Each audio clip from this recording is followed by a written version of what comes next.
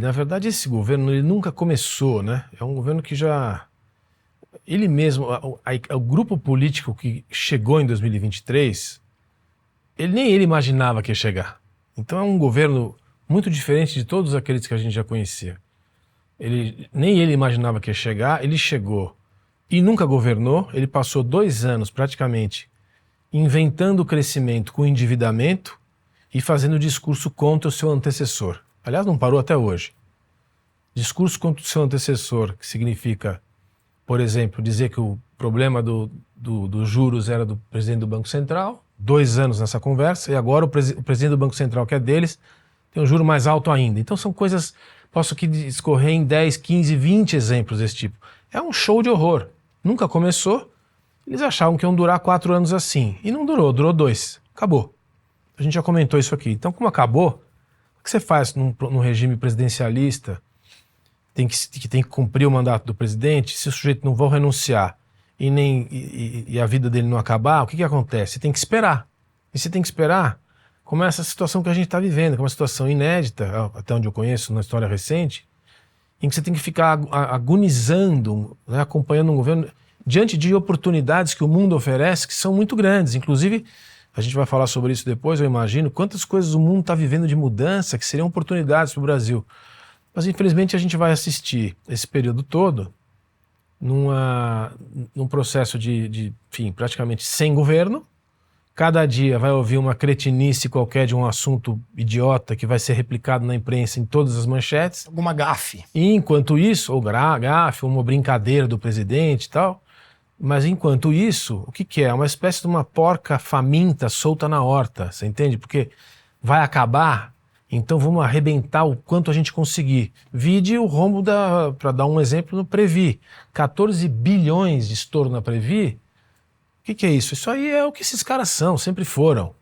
Um governo que não existe mais, todo aparelhado, contratando e gastando sem limite, colocando a inflação eu rezo, sinceramente, é só rezando mesmo para que a gente consiga um ambiente econômico minimamente sustentável para chegar até 2027, porque se você for avaliar tecnicamente, acho difícil a gente não ter que enfrentar alguma heterodoxia antes disso, porque a inflação está aí, os preços estão aí, o preço do ovo está aí, o preço de tudo está aí, isso aí é o que faz esses índices que se apresentou acontecerem. Não tem nada muito difícil de interpretar. O preço da comida, né? A dona de casa no supermercado vendo o show de horror que ela está vendo nos preços e em alguns casos já específicos de desabastecimento ou falta regular de oferta de alimento, já é uma desorganização da economia que afeta as pessoas mais humildes que já estão cansadas de ouvir bravata do presidente e do governo dele. Então, assim, o que eu posso dizer para deixar as pessoas um pouco mais animadas? Pouca coisa. Começar a olhar para o futuro, pensar na própria vida, planejar a sua vida nos próximos 600 dias, porque não vai ser moleza, vai ser esse show aí de conversa mole, não vai ter nenhuma medida relevante de política pública para a gente considerar. Quem trabalha e constrói riqueza vai continuar trabalhando e construindo riqueza, quem está investindo finge que esse governo não existe, continua investindo, e é isso que faz o Brasil continuar vivo, porque se não fosse essa turma, não tinha saída. Pois é, vamos falar sobre o preço do ovo daqui a pouco, sobre essas falas do Lula cada vez mais frequentes, né, que a imprensa tradicional trata como gafes, escorregões e outros adjetivos aí um pouco sutis, para falar o mínimo. Enquanto isso, eu quero registrar aqui, ó, Luiz Carlos falando de Osasco, Mário Lúcio Ferreira de Timóteo, Minas Gerais, Felipe Marcelino de Indaiatuba e por aí vai, todo mundo, ó, Palmas, Tocantins, tá lá a Trívia e muitas outras. Ó, Camila de Pernambuco, mande aqui pra gente, participe da nossa transmissão. Quero mostrar agora um gráfico interessante que mostra como é que estavam as avaliações dos presidentes após mais ou menos ali 2 anos de mandato, que é o atual momento aqui do governo Lula. Então você tem na parte de cima desse gráfico, a parte azul é a aprovação, amarelo é o regular e a parte vermelha é a desaprovação. Os gráficos, as linhas ali superiores, são de presidentes que foram reeleitos ou fizeram o sucessor.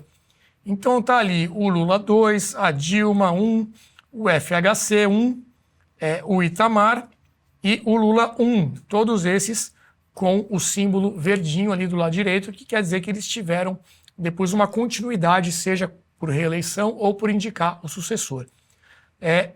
Aí, mais ou menos ali no meio, você começa a ter uma predominância da barrinha vermelha, que é a desaprovação, e todos esses presidentes não se reelegeram ou não fizeram o sucessor. E aí vai aparecer o Bolsonaro, ali com uma rejeição de 40%, o FHC 2, que não fez o sucessor, o Lula 3, que está acontecendo agora, e aí a gente tem um ponto de interrogação, ou seja, o Lula está no meio desses presidentes aí, o Collor, o Sarney e lá embaixo o Temer, que acabou não disputando, né? Não foi candidato, e tinha uma rejeição muito alta também, apesar de a gente reconhecer aqui todas as reformas, né, que foram feitas naquele breve período do Temer. E aí, Luiz Felipe, fica essa pergunta, né? Pelo andar da carruagem, levando em conta esse cenário, a gente pode imaginar uma não continuidade do Lula, seja via tentativa de reeleição, se ele resolver realmente se candidatar, ou seja, indicando algum substituto para representar aí essa força política.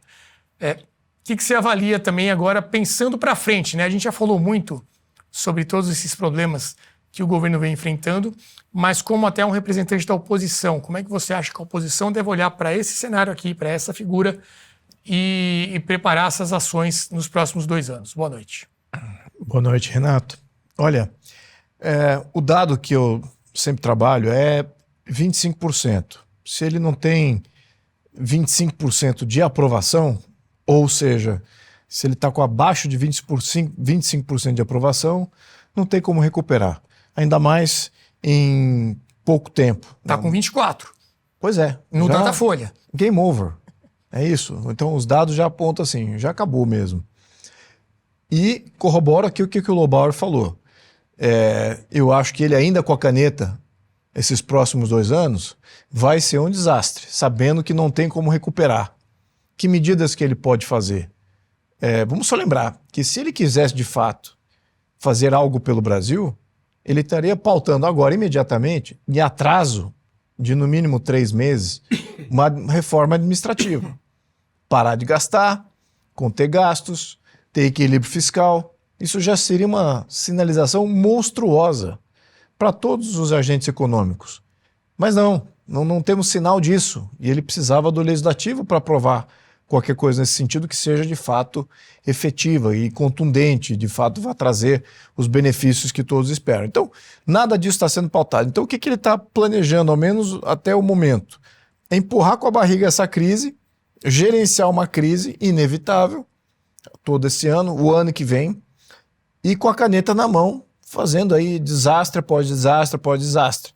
Do ponto de vista político, eu acho que a população também está vendo o que ele está representando. Todo esse vínculo com o narcotraficante, com governos terroristas, com ditaduras, com tudo mais. Então isso está compilando com o fato que agora está para vir uma crise, se é que já não está vindo, já não está em loco, já não está acontecendo em alguns setores da economia, algumas regiões do Brasil. O que ele pode fazer? Então ele já deveria estar fazendo, então ele já está em atraso se ele quisesse fazer alguma coisa. Então os próximos dias, até a eleição, ele não saindo via um impeachment, significa um desastre para o Brasil. Péssima realidade aqui projetada para os próximos 2 anos. A não ser que tenha alguma coisa heterodoxa, extremamente fora do padrão aqui. Por exemplo, a China vier salvar ele, né? Botar ali um lastro de 100 bilhões de dólares, fazer, vamos manter esse governo aí perdulário até 2026, porque de fato a esquerda vai perder em 2026. A esquerda não tem como ganhar em 2026, não tem base de prefeitos, não tem toda essa conjuntura política que agora está se formando externamente. Já é contra o governo Lula, né, ao menos no Ocidente.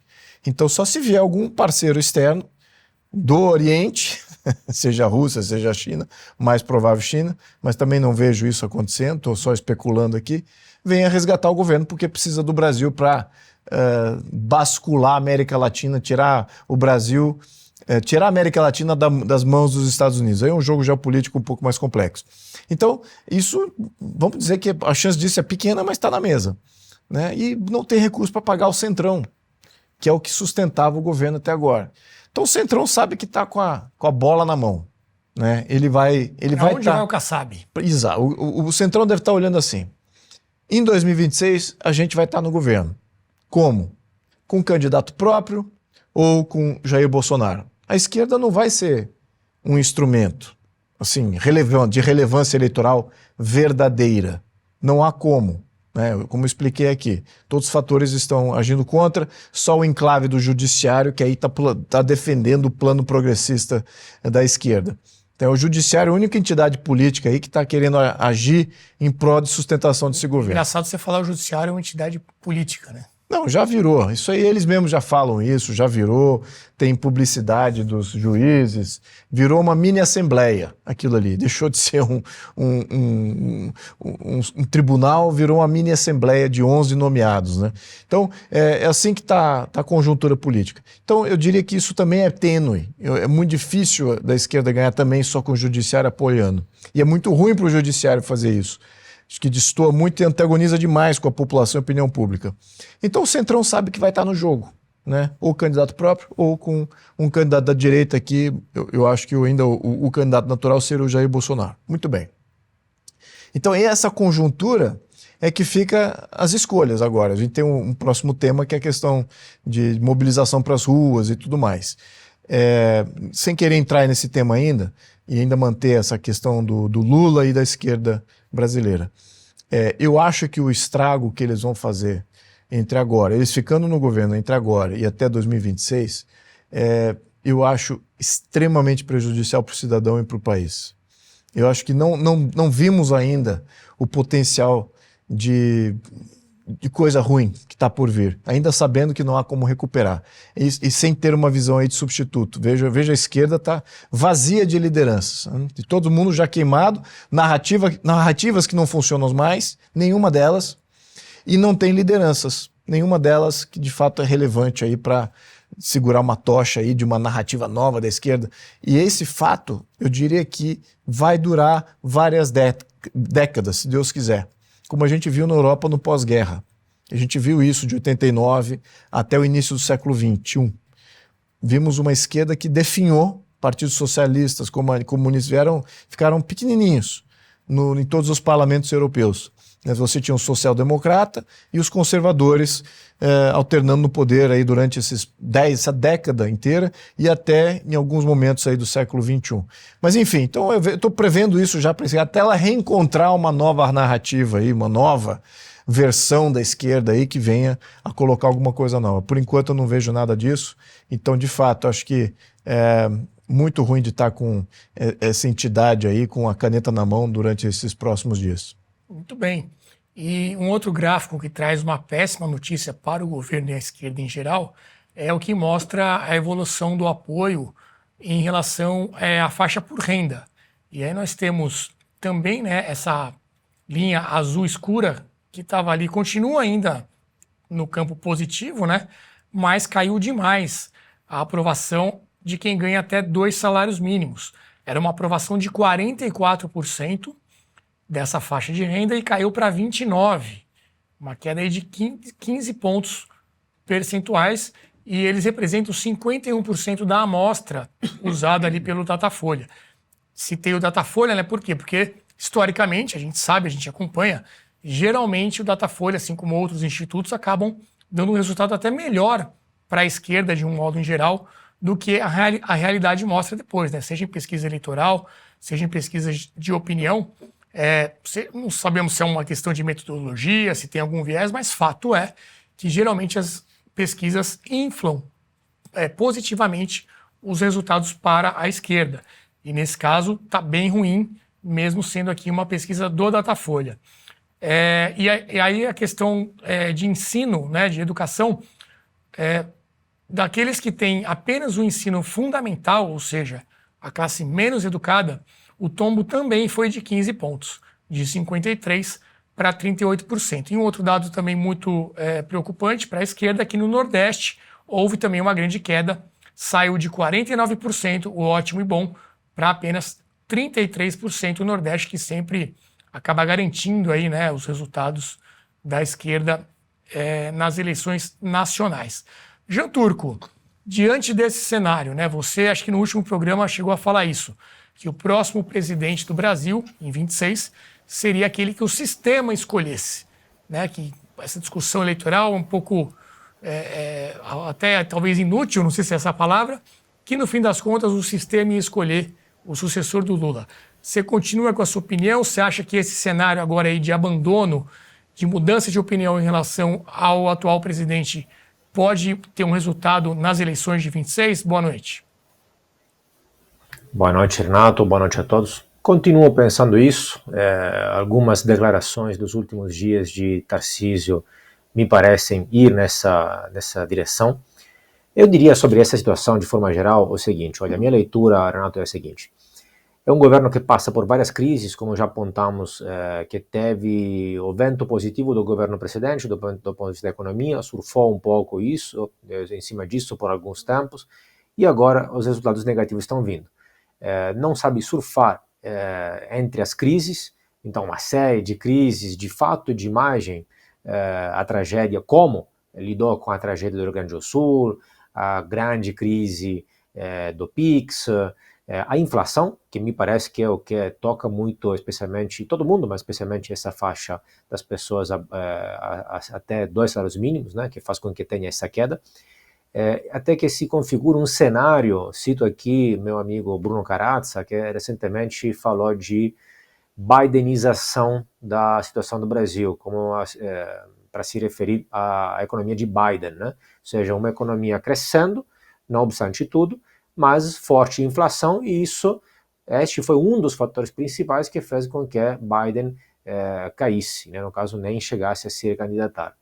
Por quê? Porque um governo que, não obstante a economia esteja crescendo, está fazendo déficit e dívida. Era exatamente para fazer o contrário. No momento no qual você arrecada mais, é o momento para você poupar mais, para você fazer superávit.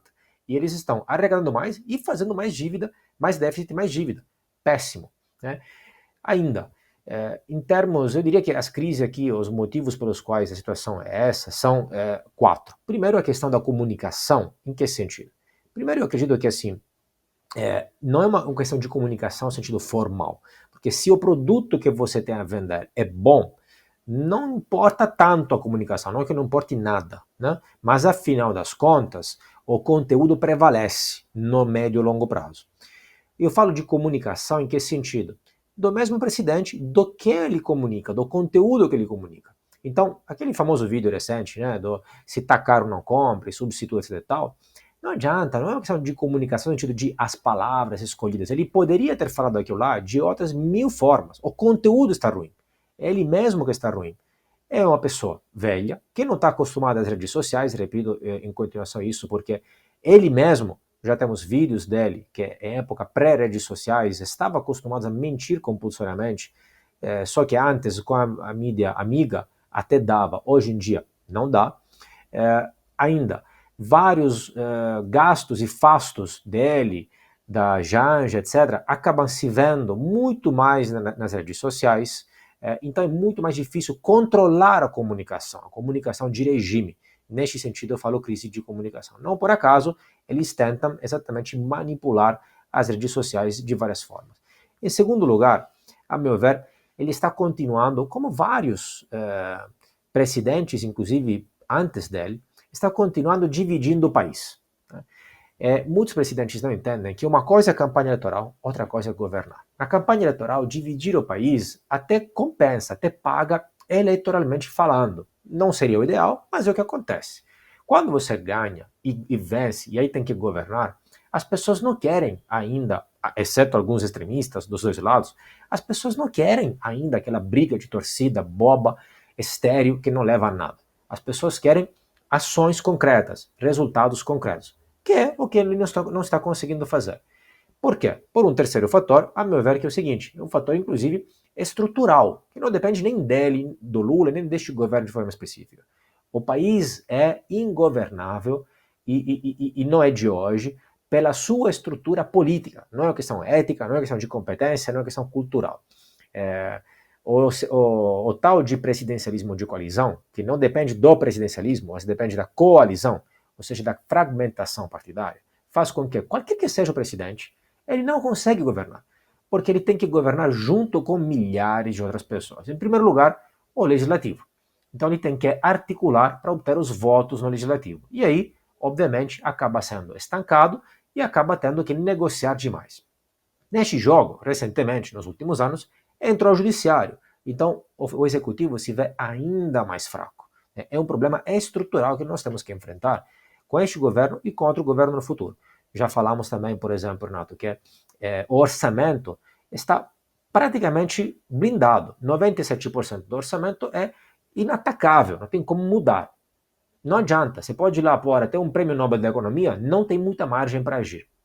E o último fator, que deriva, a meu ver, deste governo dele de forma específica, mas não é exclusivo, que é o seguinte: Lula me parece isolado e sem críticas internas, no círculo próximo dele. O que quer dizer?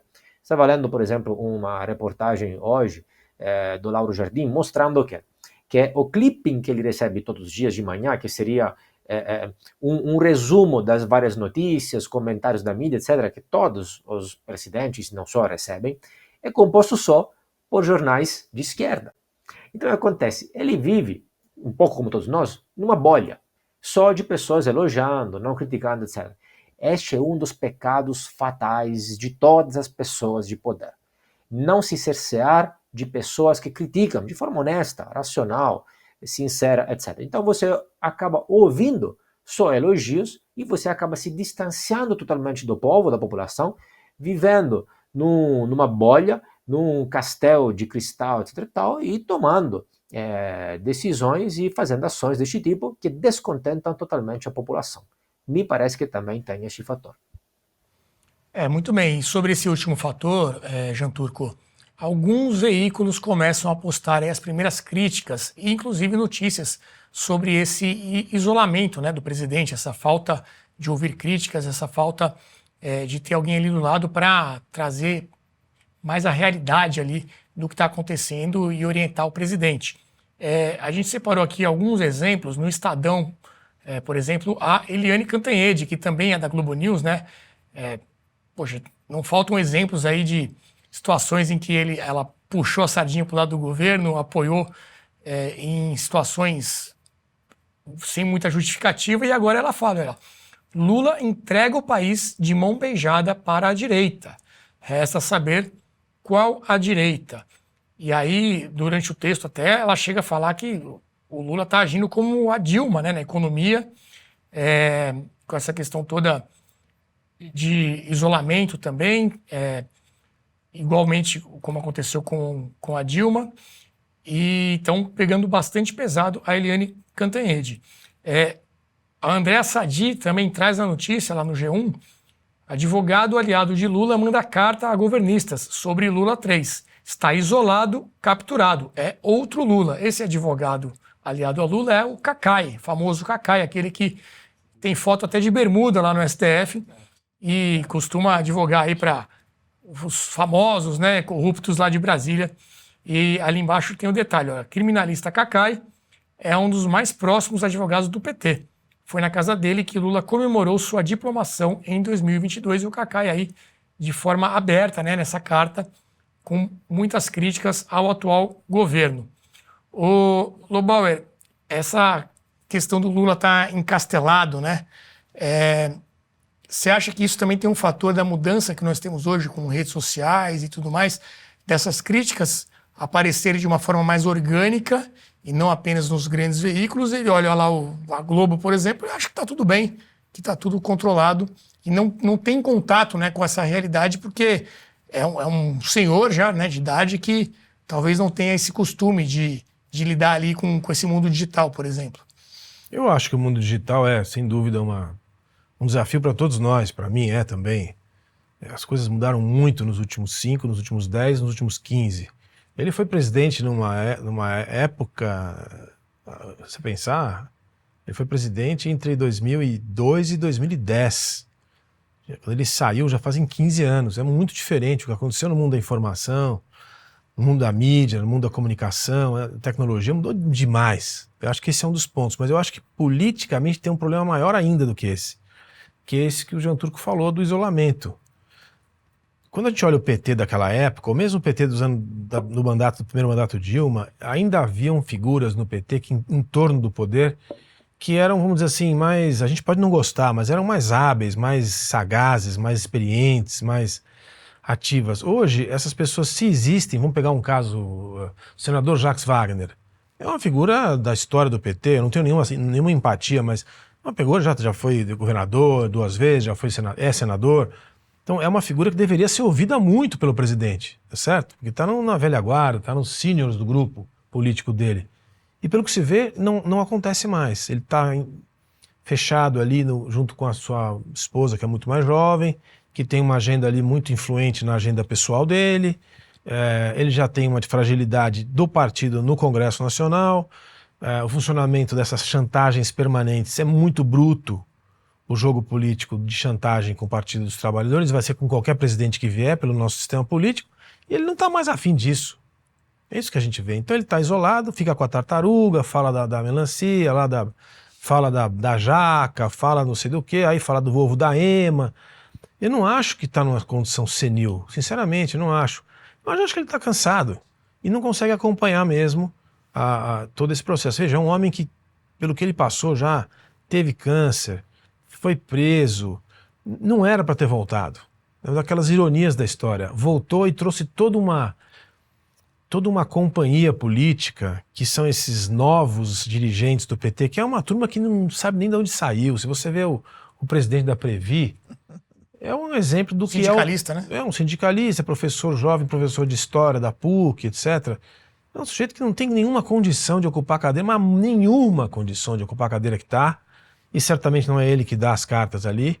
Mas se você transporta esse exemplo para talvez milhares de posições de comando, com muito recurso embaixo, muita gente dependente disso, da estrutura paquidérmica do Estado brasileiro, você vê o tamanho do problema que a gente tem. Se você não tem nenhuma liderança que está preocupada ali com a nova tartaruga que a esposa comprou, etc., você vê que nós estamos realmente sem governo, e já não é de hoje. O que eu me pergunto, que é uma coisa que realmente me espanta, é como é que o Brasil aguenta, como é que o país segue, como é que ele se sustenta. Tem um Brasil invisível aí, uma parte é invisível mesmo porque está na ilegalidade e está na informalidade, é esse Brasil que puxa a economia de uma forma geral, que é o que sustenta essa ficção que a gente está vivendo. Tem um artigo muito bom da Helena Landau, que saiu esses dias, País da Piada Pronta, não sei se vocês acompanharam. Ela faz um resumo das últimas 2 semanas de todas as aberrações que saíram na imprensa e que a gente convive. Aquilo ali é o que a gente fica discutindo aqui. Tem um outro Brasil embaixo, que não sai em lugar nenhum, que está fazendo isso aqui ainda existir. O dinheiro rodar, o investimento chegar, né? Um pouco de riqueza ser criado, o sujeito conseguir ter uma renda para conseguir comer. E isso a gente não fala. O presidente não tem a menor ideia do que está acontecendo. Certamente ele está fechado nessa bolha e, infelizmente, eu acho que assim será até final de 2026. Muito bem.